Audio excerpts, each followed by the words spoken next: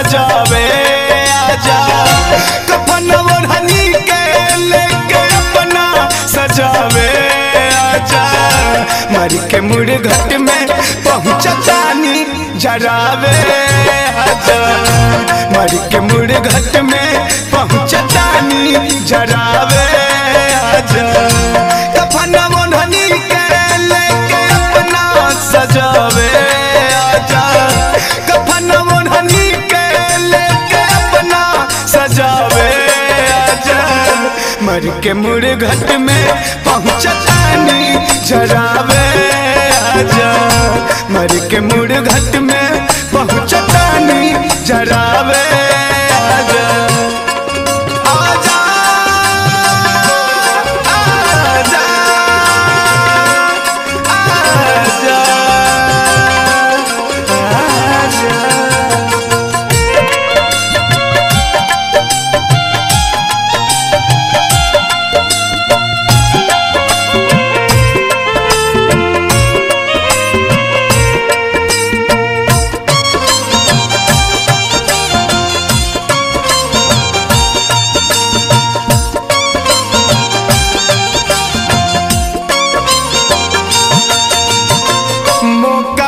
के धोखा कैलो प्रेमिया से प्यार में, अब कहाँ छोड़ जैबू बीच महाधार में। ए जान काहे से कैलू जान, हो मौका पाके धोखा कैलो प्रेमिया से प्यार में, अब कहाँ छोड़ जैबू बीच महाधार में।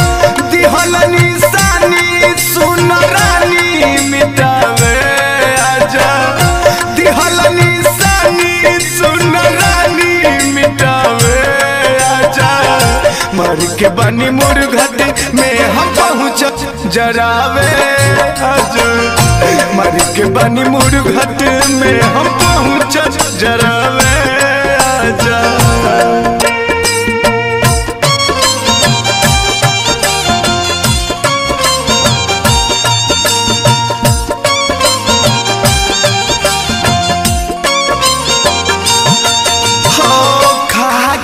कसम कहलू जाइब न छोड़ के, तब काहे उड़ गइलू हमरा के छोड़ के।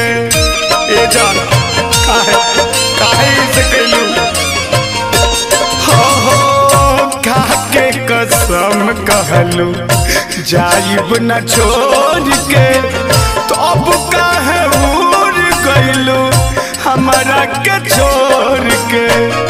कहे दीवाना प्रेमी पंचदेव आखिरी बार आजा, कहे दीवाना राज मिथिलेश आखिरी बार आजा।